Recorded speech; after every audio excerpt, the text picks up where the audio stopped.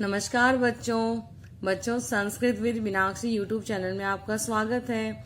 हमने इसके पहले भाग में हमने गृहम शून्यम सूताम विना इस चैप्टर का हमने हिंदी में अनुवाद किया था और मैं आशा करती हूँ कि सभी को समझ में आया होगा। और आज भाग 2 में हम इस चैप्टर का अभ्यास करेंगे। तो अधोलिखितानाम प्रश्नानाम उत्तराणि संस्कृत भाषाया लिखित। नीचे लिखे प्रश्नों के उत्तर आपने संस्कृत भाषा में लिखने हैं। और मैं हमेशा आपसे एक बात बोलती हूँ, जब भी आप किसी क्वेश्चन का आंसर लिखें तो सबसे पहले क्वेश्चन का मीनिंग जरूर जानें। प्रश्न नंबर 1 है, दिष्टया का समागता, भाग्य से कौन आई थी। कहा की जगह क्या आएगा बेटा, शालिनी। भाग्य से शालिनी आई थी। राकेश से कार्यालय का निश्चिता, राकेश के ऑफिस में कार्यालय में क्या निश्चित हो गई थी। तो राकेश से कार्यालय महत्वपूर्ण गोष्ठी निश्चिता, राकेश के कार्यालय में एक महत्वपूर्ण गोष्ठी मतलब इम्पोर्टेंट मीटिंग जो थी वो निश्चित हो गई थी।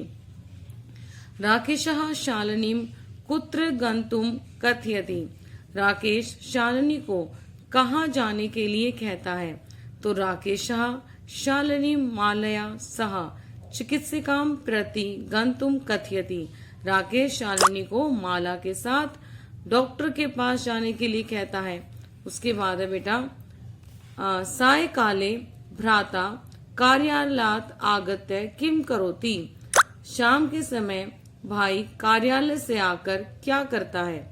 तो सायकाले भ्राता कार्यालयात आगत्य हस्तपाद आदिकम प्रक्षाल्य वस्त्राणि प्रिवृते पूजा गृहम च गत्वा दीप प्रज्वालाय भवानी स्तुतिम करोति, सायकाल में भाई ऑफिस से आकर हाथ पैर धोकर कपड़े बदलकर पूजा घर में जाकर दीप जलाकर भवानी माँ की स्तुति करता है। क्वेश्चन नंबर 5 है बेटा कि राकेशः कस्याः तिरस्कारं करोति, राकेश ने किसका तिरस्कार किया था। तो राकेशः षष्ठे उत्पादिनया शक्तयः तिरस्कारं करोति, राकेश ने सृष्टि को उत्पन्न करने वाली शक्ति का तिरस्कार किया। शालिनी भ्रातरम काम प्रतिज्ञाम कृतुम कथयति, शालिनी ने भाई को क्या प्रतिज्ञा करने के लिए कहा। कन्याया रक्षणे तस्याः पाठने च तदीयः भ्राता दच्चितः तिष्ठेत इति प्रतिज्ञां कृतुम शालिनी भ्रातरम कथयति, कन्या की रक्षा करनी है और उसे पढ़ाने के लिए हर संभव प्रयत्न करना है, ऐसी प्रतिज्ञा करने के लिए शालिनी ने अपने भाई को कहा। समझ में आया ना बेटा, क्वेश्चन का मीनिंग ध्यान से समझो और फिर आंसर। क्वेश्चन नंबर 7 है इसका, यत्र नार्यः न पूज्यन्ते तत्र किम भवति, जहाँ औरतों की पूजा नहीं होती वहाँ क्या होता है। यत्र नार्यः न पूज्यन्ते तत्र सर्वाः क्रियाः अफला भवन्ति, जहाँ औरतों की पूजा नहीं होती वहाँ सभी कार्य निष्फल हो जाते हैं, मतलब कोई भी काम सफल नहीं होता है। क्वेश्चन नंबर 2 है, अधोलिखित पदानाम संस्कृत रूपम तत्सम रूपम लिखित, मतलब जो ये शब्द लिखे हुए हैं बेटा हिंदी में, इनको आपने जो है वो संस्कृत शब्द में लिखना है। कोक, कोक को क्या बोलते हैं, क्रोड़ः, सात का मतलब होता है सहा, गोद को कुक्षी, भाई को भ्राता, कुआ को कूपहा और दूध का पया, या हम दुग्धम भी बोल सकते हैं, है ना। अब यहाँ पे है क्वेश्चन नंबर 3, इसमें ये बोला गया कि उदाहरणम अनुसृतः कोष्टक प्रदत्तेषु पदेषु तृतीया विभक्ति प्रयोजम रिक्त स्थानानि पूर्यते, मतलब जो ये क्वेश्चन दिए गए हैं उन्होंने कहा कि इसमें आपने तृतीया विभक्ति का प्रयोग करना है, लेकिन हमेशा ध्यान रखें आप कि तृतीया विभक्ति का जो प्रयोग होता है वो हमेशा आपको सेंटेंस में सहा, साकम, सार्धम आपको ये शब्द मिलेगा, और विना के योग में भी तृतीया विभक्ति का प्रयोग होता है। और जो अंग विकार होता है, तो अंग विकार जैसे कोई काना है, लंगड़ा है, बहरा है, अंधा है, तो इसमें भी तृतीया विभक्ति का प्रयोग होता है। अगर कोई साइन नहीं दिख रहा आपको तो देखो, कर्ता ने कर्म को करण से आ गया ना, तो जिस साधन से कोई कार्य संपन्न होता है तो उसमें भी तृतीया विभक्ति का प्रयोग होता है। जैसे देखो, डैश सह पुत्री गच्छति, यहाँ सह आ गया कि साथ पुत्री जाती है, किसके? मातृ। तो क्या आएगा? मात्रा। मातृ ही शब्द का तृतीय विभक्ति का एक वचन मात्रा होता है। डैश बिना विद्या ना लभ्यते, के बिना विद्या प्राप्त नहीं होती। यहाँ पे विना आ गया ना, तो क्या आएगा? परिश्रम का परिश्रमेण। छात्रः छात्र डैश लिखति, छात्र लिखता है, किससे? लेखनी, कलम। लिखने का साधन किसने किया? कलम ने पूरा किया है ना, तो क्या हो जाएगा? लेखनया। सूरदासः डैश अंधः आसीत्, सूरदास अंधा था, अंग विकार आ गया ना, तो क्या आएगा? नेत्राभ्याम। सह डैश साकम समयम यापयति, वह साथ समय बिताता है, किसके? मित्र के। साकम आ गया तो क्या आएगा? मित्रेण। समझ में आया बेटा? बेटा क्वेश्चन नंबर 4 है कि स्तंभे विशेषणम पदम दत्तम और खः स्तंभे च विशेष्य पदम तयोः मेलनम कुरुता। इन्होंने कहा कि एक स्तंभ में जो है वो विशेषण शब्द है और एक में विशेष्य है, तो आपने इनको मैच करना है। अब देखो मैं हमेशा समझाती हूँ विशेषण और विशेष्य क्या होते हैं। मैं बोलूँ आपको मीठा सेब, तो मीठा सेब में से मीठा क्या है? विशेषण, और सेब क्या है? विशेष्य। सेब की खासियत क्या है कि सेब क्या है? मीठा है, मिठास उसकी, तो मिठास विशेषण होगा और सेब विशेष्य होगा। तो स्वस्थ, स्वस्थ क्या होगी भाई? मनोदशा, मन की स्थिति। महत्वपूर्ण क्या होगी? गोष्ठी, मीटिंग आ गई थी। जघन्यम घृणित क्या था? कृत्यम, कार्य करने वाला था ना।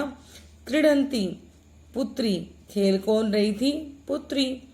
कुतिस्थः का क्या होगा? वृत्ति ही। कुतिस्था क्या होती है? बुरी बुद्धि। ये चैप्टर में से आपके विशेषण और विशेष्य हैं। ठीक है बेटा, अब आ जाओ क्वेश्चन नंबर 5 में।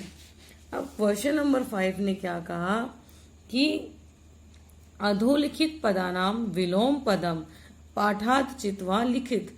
इन्होंने कहा कि आपको जो है वो विलोम शब्द चुनकर लिखने पर, कहाँ से? पाठ में से। स्वा होता है आने वाला कल और हय क्या होता है? बीता हुआ कल। देखो ये कैसे बनाया मैंने हया, देखो यहाँ पे पहले ये हा बनाया ऐसे, यहाँ से मैंने यह बनाया और फिर मैंने ये किया। समझ में आया? दोबारा देखो, ऐसे ऐसे, फिर यहाँ से है ऐसे ऐसे, फिर ऐसे। समझ में आया बेटा? हया का मतलब होता है बीता हुआ कल। प्रसन्ना का होता है विमना, जिस कार्य में मन ही ना हो। वरिष्ठा का कनिष्ठा। प्रशंसितम होता है त्रिष्कृतम। प्रकाशः का अंधकारः। सफलः का विफलः, सफल होना और सफल नहीं होना, हमेशा विफल रहना। निरर्थक का सार्थक। समझ गए बेटा? अब है क्वेश्चन नंबर 6। रेखांकित पदम आधारित है प्रश्न निर्माणम कुरुतः। जो रेखांकित, जो अंडरलाइन वाले शब्द हैं उनको आपने क्या करना है? प्रश्न बनाना है। ठीक है बेटा? प्रसन्नतायाः विषयो अयम। अब प्रसन्नतायाः, प्रसन्नतायाः क्या है? षष्ठी विभक्ति एक वचन है और किसका? आकारांत का, तो क्या बनेगा? कस्याः। सर्वकारस्य घोषणा अस्ति, ये भी षष्ठी विभक्ति है लेकिन पुल्लिंग की है, इसलिए क्या आएगा? कस्याः। अहम स्व अपराधम स्वीकरोमि, स्व अपराधम, तो क्या आ जाएगा? किम। सम्यात पंचमी विभक्ति, यहाँ द्वितीय विभक्ति थी, यहाँ पंचमी विभक्ति है। सम्यात पूर्वम आयासम करोसि, तो करोषि, तो सम्यात क्या आ जाएगा? कस्मात, क्योंकि पंचमी विभक्ति है ये। अंबिका करोड़े उपविशति, अंबिका की गोद में। ठीक है, गोद में, अंबिका गोद में, तो गोद में मतलब सप्तमी विभक्ति, तो क्या आएगा? कुत्र, मतलब कहाँ। अब क्वेश्चन नंबर 7 है बेटा, इसने ये कहा कि अधोलिखिते संधि विच्छेदे रिक्त स्थानानि पूर्यते। आपको ना क्या करना है बेटा? संधि का विच्छेद करना है। सहसेव क्या हो जाएगा? सहसा प्लस में एव। परामर्श अनुसारम, तो तो परामर्श प्लस में अनुसारम। फिर आएगा बेटा वधारह, क्या आएगा वध प्लस में अरह।